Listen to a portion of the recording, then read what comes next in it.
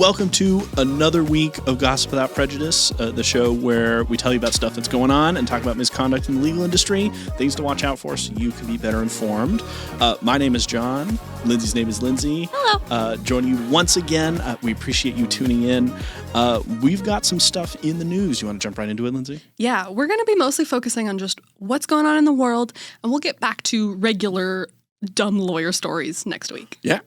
So what do we got? So top of the list, Hawk Tuah girl rug pulled a crypto coin. Wait a minute. What? She's still Hawk Tuah girl. So the full story, her name is Haley Welch. Okay. She got famous, for those of you that don't know, for being in a viral video saying Hawk Tuah spit on that thing as a, I'm not making this up, as a blowjob reference. And for some reason it went mega viral. And this was like this summer, right? This was months and months ago. 6 months ago. Yeah. Like, I'm pretty sure like her mega virality at this point is being funded by some Saudi oil man. That's the only explanation I have. But anyways, she went on to found a podcast. I remember that. Go up for podcast. Go up for podcast. Well, white people getting a hold of microphones way too often. Who'd have thought? A host of the Talk Tuah is the name of her podcast. You know, that's pretty clever. That's pretty clever. I like it. Shout out to the other completely unrelated podcast, Talk Tuah, where they break down every single episode of Talk Tuah. Yeah. And in a satirical, and they sit there swirling like wine glasses full of berry lemonade. That sounds pretty good too. And a second meta podcast called Talking Talk Tuah. That's crazy. Anyways, wow. She has gone on for quite some time, and Haley's latest venture is the launch of a crypto coin called Hawk that she announced on X and a couple of other social media platforms to her various audiences. TLDR, she got on Twitter and was like, everyone pile in, buy this coin. Come on. Yeah, tagline HAWK, it's Hawk coin, okay. Hawk Tuah. She's on brand. I give her that. Yes. It launched with almost a $500 million market capitalization. Wow. And it turns out 97% of the coin supply controlled by 10 accounts. Whoa. Okay. Wow. So I wonder. Do you see where this is going? I do. I see exactly where this is going. When the market 15 minutes after the coin was launched to the general public and it hit that peak market capitalization, all of those 10 account holders sold. Exactly what I was expecting and you to it dropped from $500 million down to $28 million market capitalization. That's a huge drop. That is, for those in the audience that do not know, that is a classic example of what's called a pump and dump scheme. Oh, yeah. Where a central either cabal or single investor will hype up various investment opportunities in the news cycle, get a whole bunch of unwilling rubes to buy in, thinking it's a good, legitimate investment, and then immediately sell the position to capitalize off of the spike in demand, and then the position is now worthless forever. It is extremely illegal when trading securities. Yes. Do not do this. Don't get legal advice or securities trading advice from a podcast. Yep. Please don't. But this is very illegal normally. So classic too. Like Logan Paul allegedly has done this. Oh yeah. The list goes on and on. KSI, I can't remember all of them, but so many YouTubers have been doing this lately. YouTubers, social media personalities, also companies like Ubisoft, the game company, also launched like a bunch of hacky coins that went nowhere because no one wanted them. I didn't know they did that. Well, well, here's the thing: is that the reason these coins are so predominantly so dangerous and volatile is because they are generally unregulated. So crypto coins on what's called the blockchain, which is a decentralized ledger of transaction records, that's what makes them so volatile. It's a simulation for what the securities exchange more traditionally regulated by the FTC would look like had we no guardrails on our market. Yeah. And complete anonymity in sales. Well, and that's not complete, but anonymity, but in some cases. But the ledger is decentralized and secure, but it is not private unless the token is designed for privacy. But Hawk was not. Right. There would be no point. I think it was powered by the Ethereum chain. I don't know. I'd have to look into that. But one of the bigger ones. I'm not a crypto podcast, thank God. No. So that's how we know 97% of the coin was controlled by a small set of accounts. Now, whether or not those accounts are actually controlled by Miss Welch herself or her close associates or friends of friends of friends of friends, we don't know. The launch is not very not very transparent. Her team does claim that the entire crypto coin launch is controlled by a foundation that they established in the Cayman Islands. We know nothing else about that, or if they're even correct, because the guy on Twitter saying this was kind of crazy. Sounds kind of sus anyways. Yeah, kind of suspect. I think she should talk to a lawyer, though, and then hopefully she will not walk to a prison, because, yeah, thank you. Bang my fucking head against the wall. 0% original joke. I got that from Twitter, and Thanks, just about Twitter. everyone else who's been talking about this. I'm actually not sure she's going to face any significant consequences because of how unrelated the crypto market is.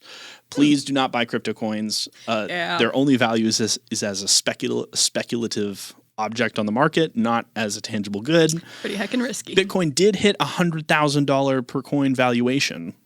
Wow. Yeah, shout out to that guy in like 2007 who bought a pizza for like 3,500 Bitcoin, which would be something like $1.8 billion now. Oh my God. I bet he regrets that one so hard.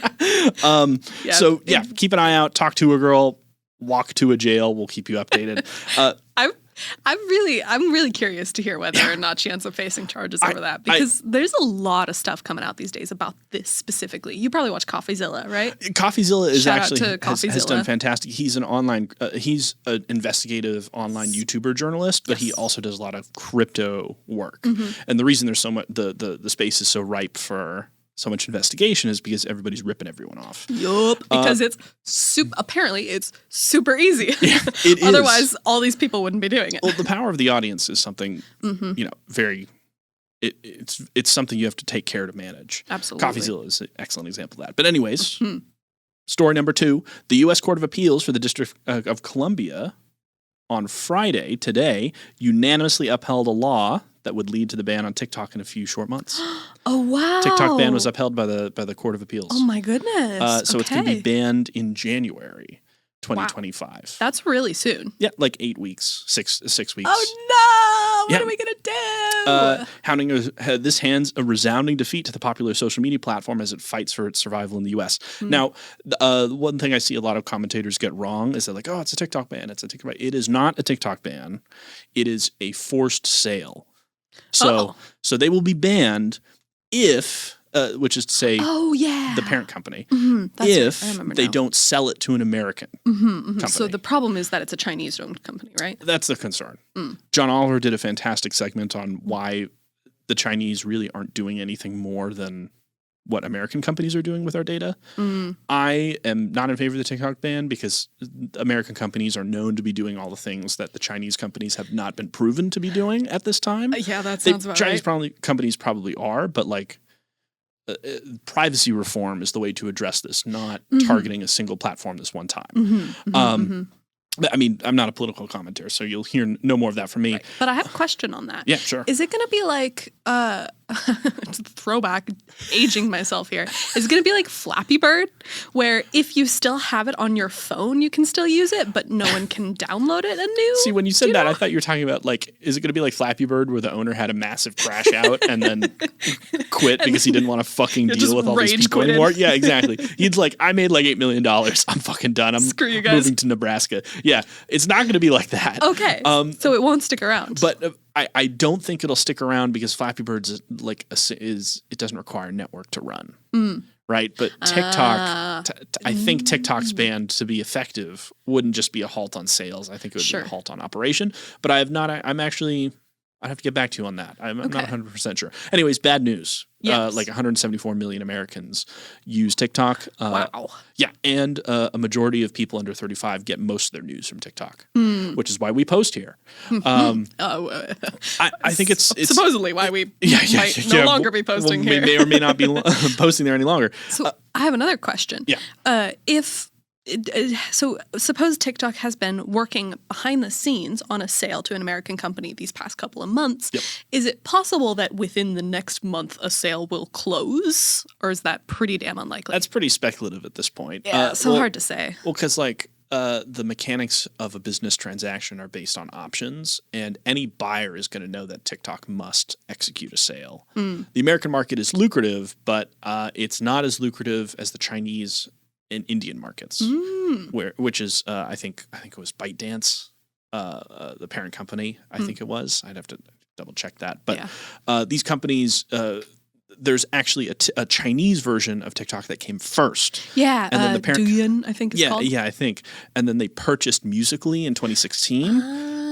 And then they combined Musical.ly's user base with TikTok, which is the American version. It does the same thing. It's the same app.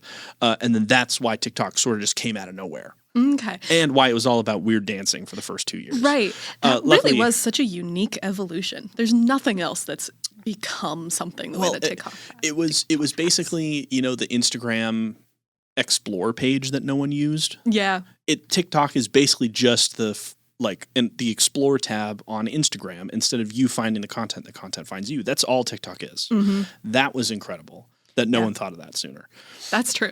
And now everyone has thought about it. And everyone has their own version.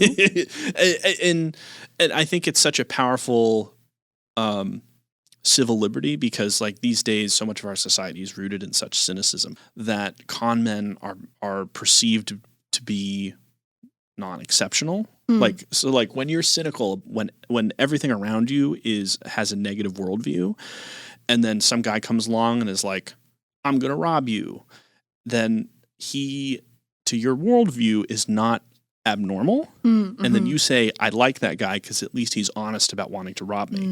And so the premise of a con man's pitch is that you are a sophisticated person, you are special, you are exceptional, when really he's just robbing you. Yeah. Confirmation bias. Yeah, and I think TikTok is one of the few tools that helps us combat that at least a little bit. It's an information sharing network that's very difficult to control. Yes, because it's based specifically on what the users want to see, right? And if some content gets popular and everybody sees it, then that's fresh news nobody knows about. Yeah, exactly. But I personally am very glad that I have still been on YouTube Shorts this whole time. Shout out YouTube Shorts. Shout out to YouTube Shorts. My social media intern at Hemmat Law over this last summer said I had negative 1,000 aura for getting most of my news from YouTube Shorts. That makes both of us then, buddy. Shout out to Imansi Mishra. Thank you, absolutely Imansi. eviscerating the leadership of Hemmat Law. I do like the aura points. Man. Right, that's a good one. I'm in crippling aura debt. Speaking of which, what's our story for today? What are we going over? Yeah, we got an interesting story. This is not going to be any juicy drama or stupid lawyers or anything like that, but it's something I'm still excited to talk about, and I hope that you guys will find some interest in this because the legal field is evolving. Hell yeah. Things are changing here and there. For the better or for the worse? For the different? For the different. Okay. I like that. Much better. So November 2024, already tripping over my words, Indiana University's Center for Post-Secondary Research. Every year they release their Law School Survey of Student Engagement. Nice. And this is the 20th year in a row. So God, these guys are shit at naming things. yeah, it's really, it's way too wordy. It's not the marketing department. Let's call it the LSSE. I'm sorry, the LSSSE. Even the acronym is hard to... That makes it harder. It makes it worse. That's too many syllables. Apologize. Okay. Sorry. So they put out a satisfaction survey every single year? Mm-hmm. Yep. Okay. Yeah, the past 20 years. 71 law schools out of the 198 in the country. Okay. They surveyed over 13,000 law students. Wow. Yeah, pretty good sample size. Wow, that's a good sample size. Yeah. Okay. So we're going to get into it. They did a lot of, they studied specifically student satisfaction and demographics. I will touch a little bit more on the demographics stuff. So percentage of students that are white. In 2004, it was 83%. And now in 2024, it is 68%. Oh, that's awesome. Yeah, still quite the majority, but changing. The percentage of Asian, Black, and Latino students have each gone up a couple of points. Okay. However, I found this interesting. Multiracial students percentage went from 1% to 10%. So that one increased significantly more than any of the others. That one's interesting because when was, you said 21 years back? 20. So 2004 to 2024. I don't think we were fucking asking multifaceted racial questions. It was on the survey in 2004. It was at 1% in 2004. Okay, so they were actually sampling for that? Yes, they were. They were sampling for that. I still wonder how much of that is down to cultural changes because these days, like back in the day, my lived experience is that it would just be like, are you white?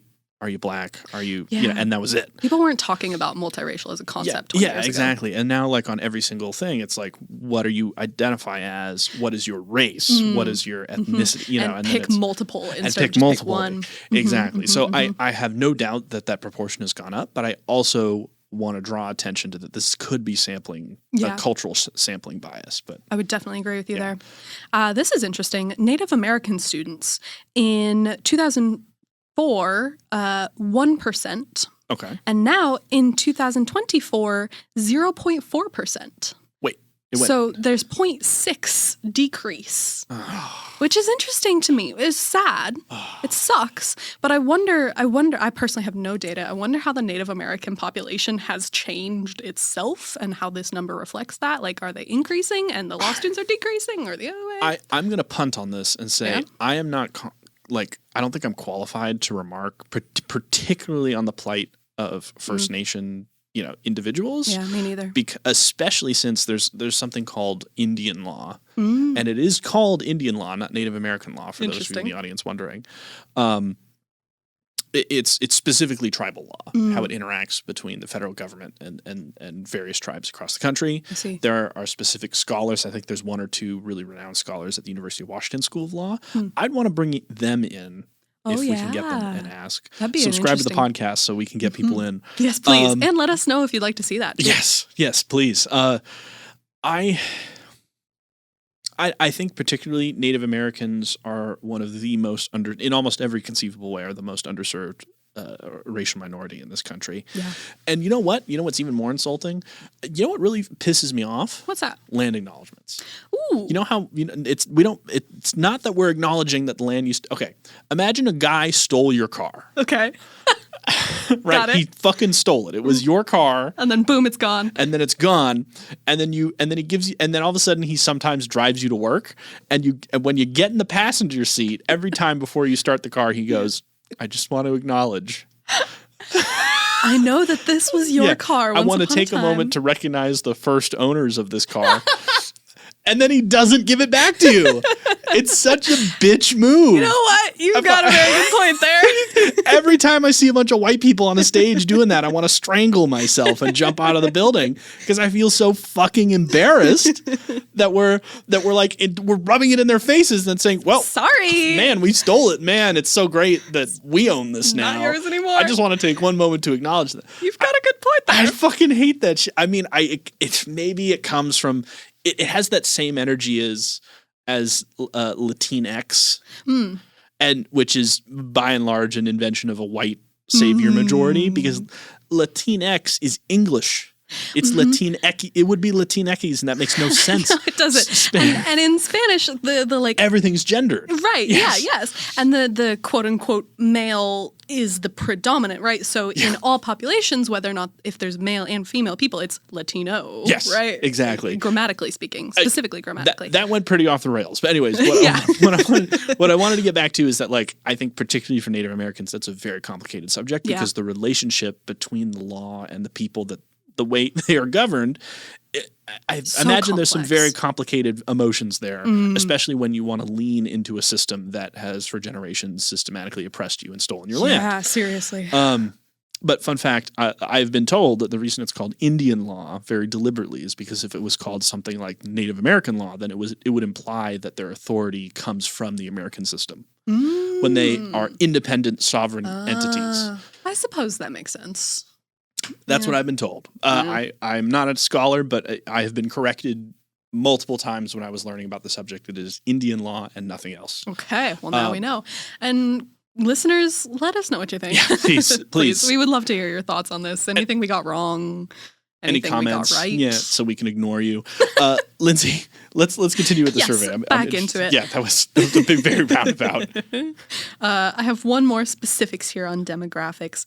In 2004, 51% of law students were women, which has been that way for a little while. Wow, that's actually a lot. Yeah. Isn't that interesting? Okay. 20 years ago, slim majority women. 2024. 65. Very close, 60. Okay. 60% of law students are women, rather identify as women. 2% are a gender identity that isn't man/woman. which is interesting. That data was not at all accounted for back in the 2004 study. Okay. Of course, the 2004 study just had man, woman. Luckily, thank goodness, now this one has man, woman. I don't remember exactly how they More notated categories. it. Yeah. Other non-binary, Good. other identities, something like that. There are only, as far as I'm aware, like 2 active transgender, openly transgender attorneys in the state of Washington recognized by the Washington Bar. Maybe there's more that have not come out publicly, but like certainly can be counted on one hand. That's not nearly enough. And as far as I know, only one transgender law student navigating through the Washington system right now. There's only 3 law schools, accredited ABA law schools in Washington, so it's a pretty narrow scope, and I think I only know of one. Wow. Yeah. Give those kids the support they need. Yes. All right. Oh, here we go. Okay, so into the money part of it now. All right. Oh, boy. 2024, 32% of white students graduated with over 100K in debt. I'm guessing it's much worse particularly for black students. Exactly I would correct. Guess. Okay. How did you guess that?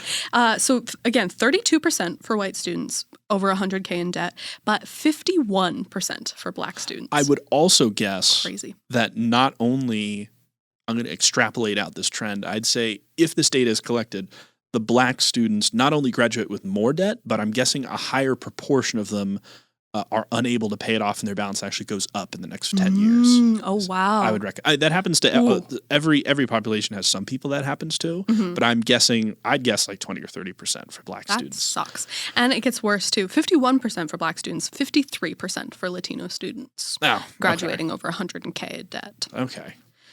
Back in 2004, white students and students of color had very similar frequencies of high debt. So this is new. This is not an old thing. Oh, that's new. This is new that black and Latino students are going into much more debt than white students. And that's one of the reasons why I've always been very how do I clarify this? I've been dubious of not of affirmative action, but of programs like it that specifically encourage inclusion in law school simply because of racial background. And in the 80s, there were only like 9 black students at Harvard, period. So that was very much needed for like the last 40 years. Very much so there was a place and time. What I worry, and I don't know if this is happening, but I worry about is that we are getting too many students into law schools that don't have the support and the landing pad or the jobs waiting for them, particularly lower ranked law schools, not bad law schools, just mid-tier law schools. Yeah. And so we send them with these huge grants of money or with programs that get them in for modestly cheaper, but in no way ameliorate the cost of law school. And they get out the other end. They're the first generation to be a lawyer, maybe first generation to, be in their family who might graduate from a higher education institution, period. And then they just drop off a cliff. They don't have the connections or the cultural knowledge to get their foot through the door, which is hard enough for everyone. And then they're saddled with all this debt and they wind up worse than where they started. Really? That's entirely possible.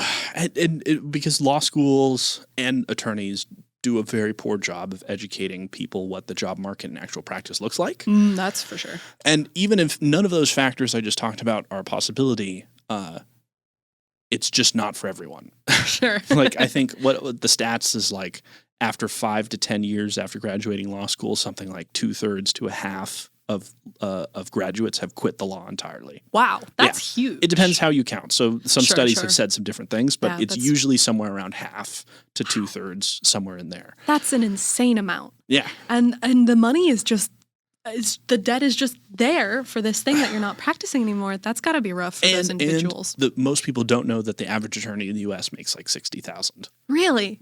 Wow. Yeah, the average attorney. And what's so diabolical about our profession's distribution of income is that like it's bimodal. So there's 2 spikes of income.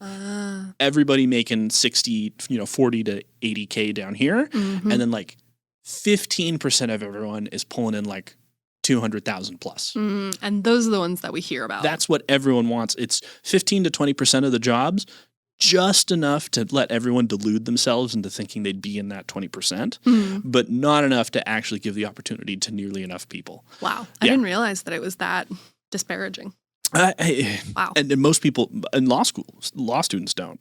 Yeah, they're not told these things. But I will go to bat for the LSAT. I used to be really against the LSAT as a concept because I thought that standardized testing was a poor way to get applicants in. But I have changed my opinion because the LSAT is a great equalizer. If your parents are rich and they can get you into internships, if they can get you into work experience, if they can get you into a good prestigious undergrad, and all this other kid, from the Bronx who may or may not have all those resources available to them when they grew up or when they were educated in undergrad, if they can get a 179 on the LSAT, all things are forgiven. And I think that's a really great. LSAT has its problems, but I think that's a net benefit to the profession. There definitely needs to be an equalizer in that beginning step there. There's also satisfaction with law school to examine here. You might be surprised. In 2024, 80% of students rated their experience as excellent or good. So, yeah. But, again, it gets worse when we break it down. Okay. I'm sorry to is it along racial lines? Exactly. Oh, God. So, in general, 80% of students excellent or good. However, in 2024, specifically Black male students, 28% of them rated their experience fair or poor. Okay. And for Black women, 33% of them rated their experience fair or poor. So 1/3 of Black law school students are not having a good time. And for Black women, it's worse. Yes. Now that's interesting. I think. And that was in 2024. That wasn't an average over the last 20 years. That's correct. That is just this year. Okay.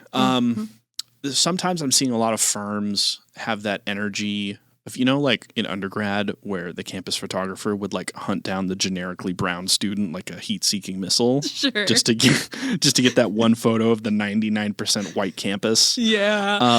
That was Western Washington University. There was a fair amount of what up in Bellingham isn't exactly not a very diverse campus by any means. Anyways, where I'm going with this is I again worry that we're targeting people who either should not be lawyers or when I mean should not be lawyers, I mean would be better served putting their energies into almost any other career that they would enjoy more and they would get more money out of. I would posit that most lawyers should not be lawyers. I don't mean that in the sense that like they're bad at their job. I mean that in the sense of like they do not enjoy it. They are not happy. That is why they behave so erratically. That's also why most lawyers, at least in my experience, want to be right more than they want to have friends and loved ones. Sure, yeah. They need to justify to themselves the choices that they've made. And also because law school teaches you to think in a very specific way. And I worry that all these students are getting into law school, particularly racial minorities, and realizing, this culture is very specific. I am not among people who understand me, and they feel very repulsed by that. Sure. But it's really hard. That's tough. The experience of like Ohio law and Seattle graduates of the University of Washington's campus, our largest, most prestigious law school, very different. Yeah. So it's hard to know. I think broadly cultural. This problem is mostly cultural. Be my guess. Yeah. Well, I've got one more piece of information here for us. Sure. Student satisfaction with faculty and services. Yeah, that has faculty gone down. And Surprise, surprise. It does mention that the pandemic did have some negative effects on faculty and service satisfaction. However, rates were going down before the pandemic started. So that's not new.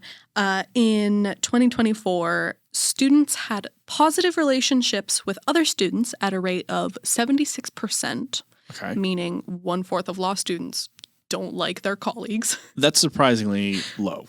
Yeah. I'd expect most law students to hate a lot more of their colleagues. That's a surprise. I was expecting like 50 or 25% people like their colleagues, but that's pretty good, honestly. Yeah. And then positive relationships between students and professors was 73%, which is again a little bit higher than I expected. And then positive relationships between students and staff was only 59%. Oh, that makes a lot more sense. What's the distinction though at a admin? Okay. Like admin and career services versus your teacher, I think would be what they're referencing. So your teacher is the one who teaches you like, but then everyone who does all the administrative stuff and causes all the problems, that's where you only interact with, by and large, you only interact with admin when there's a big problem. And in a routine process where they don't give a shit about you. So like that's not surprising at all. I think I want to talk about a little bit about the faculty crisis. This is a trend across higher education generally, but it's also seeping into the legal profession. Adjunct faculty, the loss of tenured professors.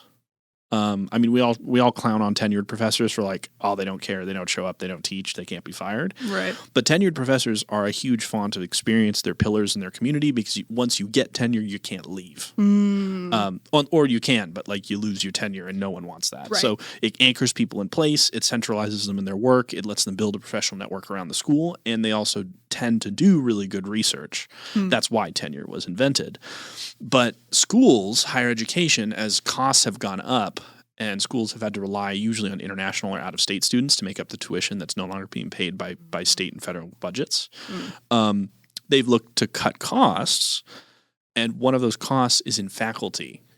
Adjunct faculty, which is, by the way, for those of you that don't know, adjunct faculty is academic for ain't shit.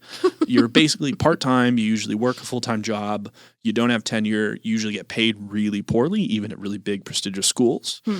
And schools are just hiring as many of these faculty members as possible, and with a smaller and smaller core of a professional tenured staff. And I wonder how that's impacting not the quality of the education, but the relationship with the students and the community that each school has over time. Yeah, absolutely. I mean, if your teachers aren't getting paid enough, then they're not going to provide the same level of education. When I was at... Most likely. Yeah, when I was at the UW Continuum College for my paralegal certificate years ago now, I became pretty close with one of my professors, and he told me that he gets paid more at the Continuum College working part-time than an adjunct faculty working at UW Law. Wow, that's really surprising. Yeah, so the paralegal school is actually paying better than adjunct faculty at UW Law. That was like 3 years ago, so things may have changed by then, but that was very surprising to me. And similarly, one of my professors, Sven Peterson, he's the VP of Ethics and Compliance at Primera, the health insurance company. He only teaches one class every year during the winter. He does it for fun. He does not do it for the money. Nice. So he said himself. And in some ways that makes me really sad. In other ways, it heightens my respect for my professors, even when I want to strangle them for like just posting 2-word replies to my 1-paragraph email. Okay, Got it. Yeah, got it. Yeah, thanks. The ones who care enough to choose to spend their time doing this, just out of desire, not out of necessity, specifically the ones who want to be there, those are the ones that you respect the most, without a doubt. Exactly. And I worry how those relationships are changing over time. Yeah, and those professors are probably just getting fewer and farther between as more and more people have to do it out of necessity. And adjunct faculty, I don't want to clown on adjunct faculty as a broad concept, because the concept behind the adjunct faculty is that tenured professors, they've been in the business for like 20, 30 years teaching. Right. With maybe no industry experience on the subject that they're actually teaching. So the idea behind adjunct faculty was like, we'll bring in a part-timer. He's like in the soup. He's been in the soup for 20 years. He has something to contribute to our learning community. Yeah. I think that has a very valuable place in higher education. Sure. But it should not one should not replace the other. Yeah. Hello, everyone. Quick interlude. Please send this podcast to someone who might enjoy it. Like, follow, comment, subscribe on our socials. Go to our website. We value listener submissions, and we're putting in this CTA to help us grow our audience. Please, gossipwithoutprejudice.com. Back to the show. There's one more thing to touch on here. Sure. And that is student satisfaction with the other aspects. So oh boy. Academic advising, career counseling, personal counseling, and job search help. These are the last 4 that I want to cover here. Job search help. Okay. From 2004 to 2019, every single one of those slowly increased in satisfaction. So they were getting better and better from 2004 to 2019. The pandemic? Yup. Okay. So we see the jump from 2019 to 2024. Each goes down at least 5 percentage points. Let's see. There's 5, there's 8, and then... Like year over year? specifically from 2019 to 2024.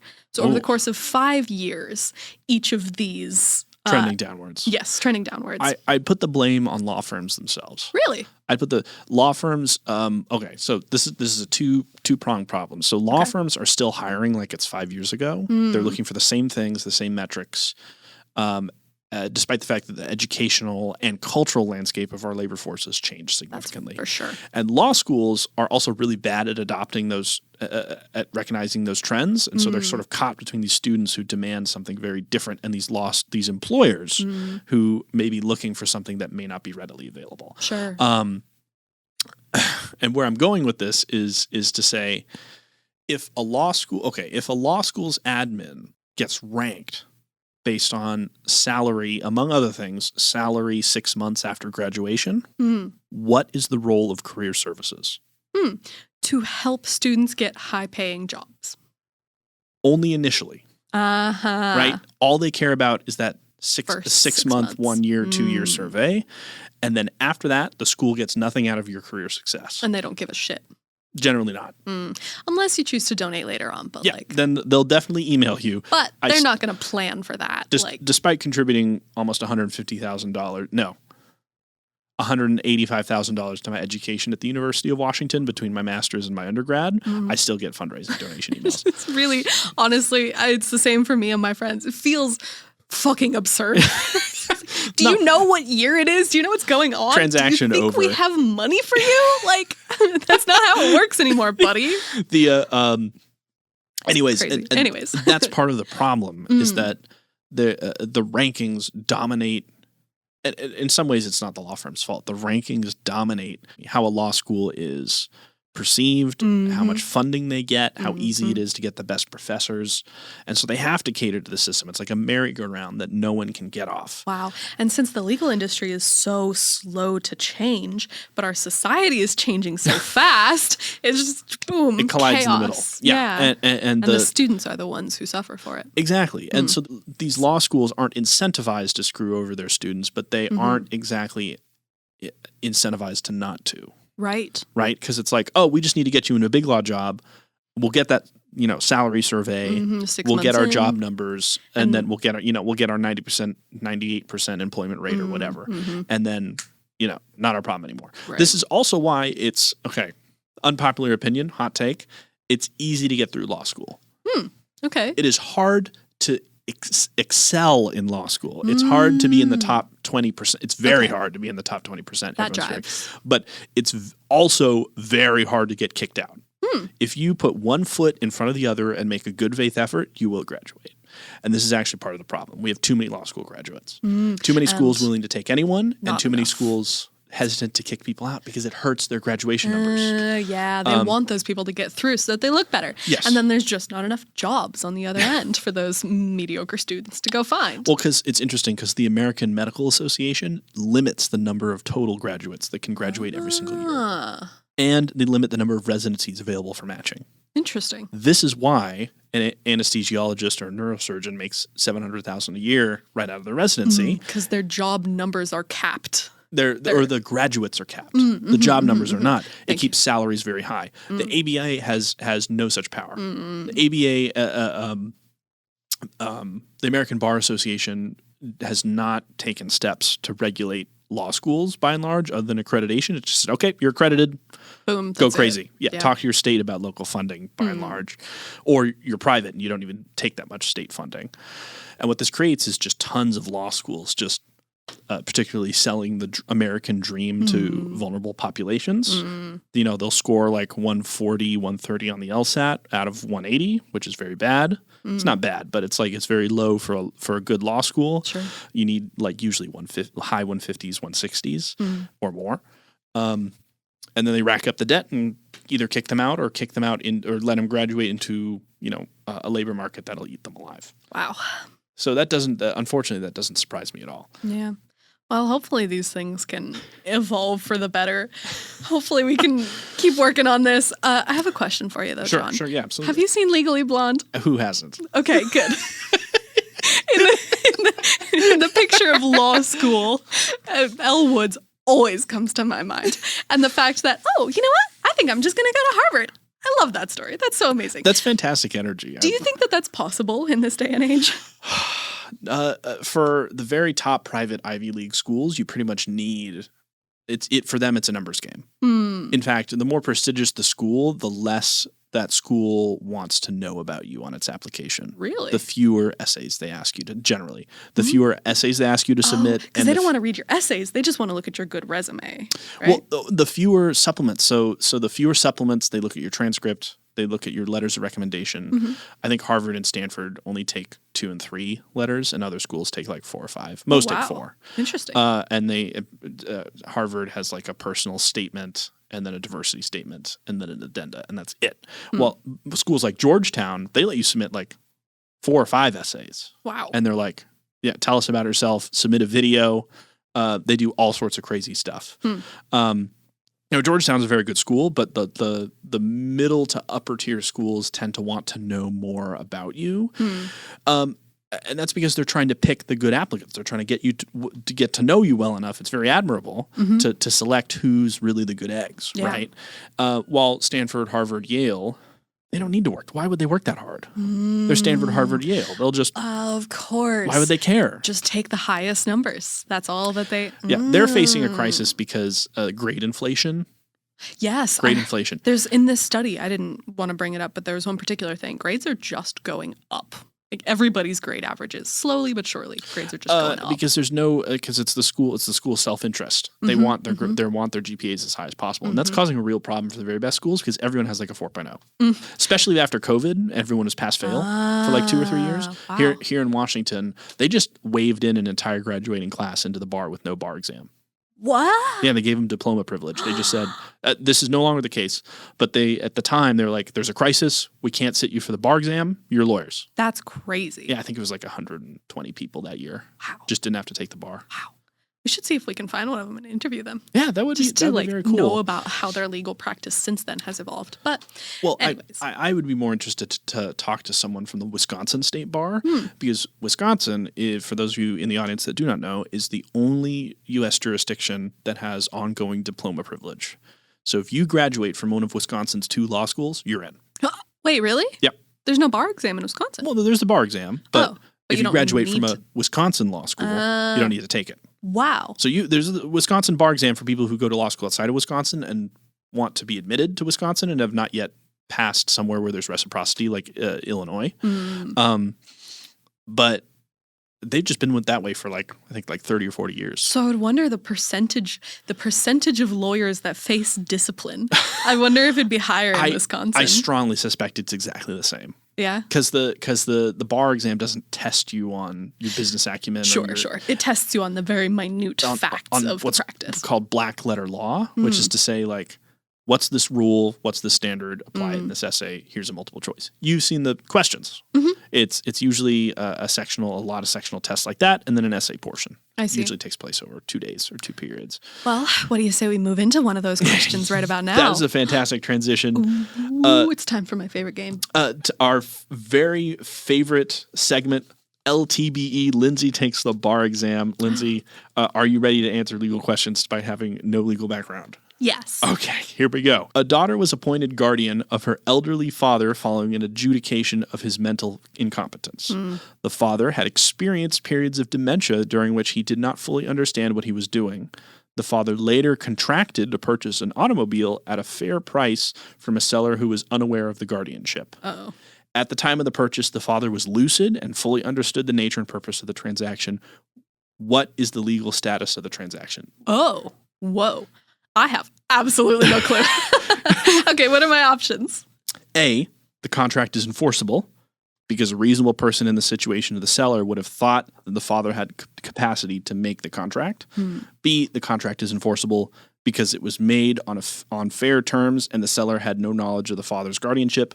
C, the contract is void because the father was under guardianship at the time it was made. D, the contract is voidable at the option of the father. I see. Okay, so he's been given a guardian and he's been declared, technically speaking, incompetent, right? Was that the word that it used? He's basically, it's called adult guardianship. So his daughter is his guardian. So he's been ruled mentally unfit. Mentally unfit, that's the one. Or Thank you. incompetent in this case.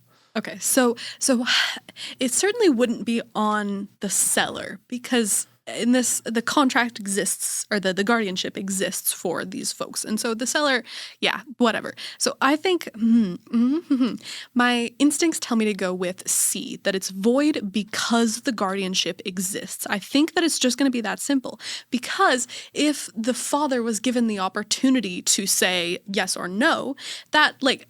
What if the person under the guardianship was competent 0% of the time and they still had the option to say yes or no? Does that track? My thoughts track? Are you locking that in? I'm locking in C. That's my answer. That's very much correct. Yes, I did it again! C is the correct answer. The contract is void because the father was under guardianship at the time the contract was made. Yeah, and if there's exceptions to the contract like that, then what the hell's the point of the contract? Well, what you're touching on is... So once you are in an adult guardianship, mileage may vary depending on the jurisdiction. But in general, it's pretty ironclad. It's pretty tough to get out of. Yeah, I would bet. Britney Spears had this problem. I read her book just the other week. Yes. That was a really crazy story. I recommend that book. Britney Spears had that exact problem where she was given a conservatorship, which is very similar to a guardianship, which basically she could not. She was ruled to not be able to manage her own affairs. I never realized that those two would be so similar, but now that you say it, of course. Yeah, and I think it was her father. Yep, it was her father. Her father was put in charge, and he was in charge basically her entire life for a long time. And she had it was true, she had periodic mental breakdowns, basically. She had a couple of those. Manic episodes, and she's actually continued to have them. But she was let out of the guardianship because it was reasoned it's her right to make bad decisions. And in general, the bar to get an adult guardianship is very high for good reason, because you basically lose all your rights. Yeah. But there's the things that people aren't talking about, which is the terrible things that she experienced that in a sense broke her. I can't necessarily speak for the lady, but like she went through some awful shit. And that's why she had all those mental breakdowns. And really, they make a lot of sense. When she shaved her head, it was, oh, Britney shaved her head. What was happening was that her children's father was entirely withholding the children from her. So she could not see her children. She was being accosted by paparazzi like crazy. And I would have shaved my head if I was in that case. I think about this sometimes because the right, Trevor Noah said this really beautifully. He said, like, being famous and in the public eye removes your ability to make first impressions.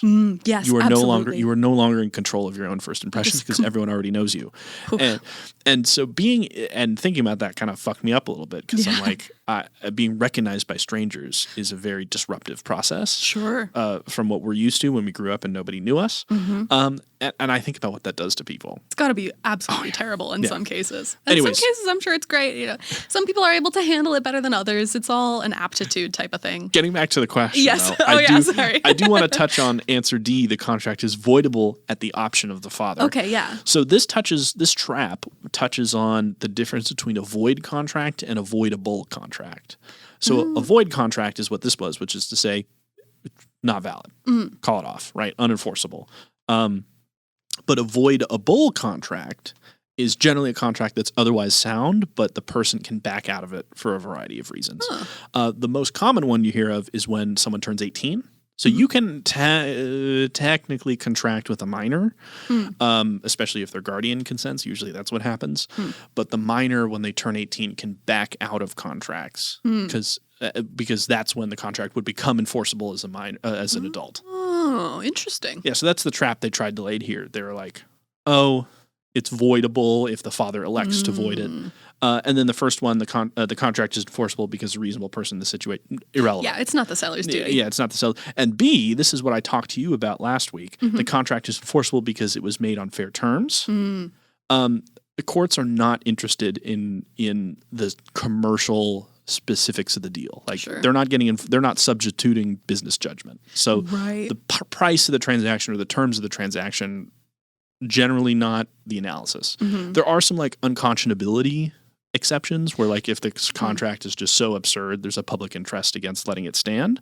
But in general, there's no boob defense. Like if you were an idiot and you contracted for a really bad price and the deal is otherwise sound, the court's not going to save you. Okay. Yeah. Would one of our listeners please use that phrase? It doesn't matter in court, in like a meeting with somebody. I would please like to hear a story of someone using the phrase boob defense. No boob defense. No boob defense. Yeah, that I'm actually. sorry, folks. There's just no boob defense here.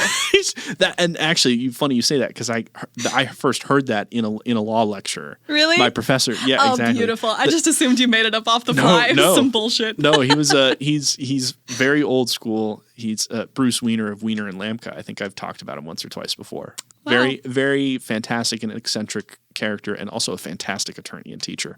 Lovely. I hear him every day in my brain. But just boob defense, like on echo in the back here. Thank you so much for joining us for another week of Gossip Without Prejudice. If you have stories or anything you want us to comment on across the legal industry, we would love to anonymize your comments. Share them with our audience.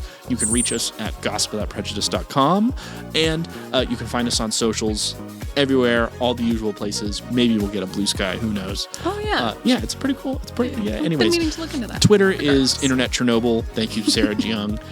And we'll see you next week. Thanks, everybody. Bye.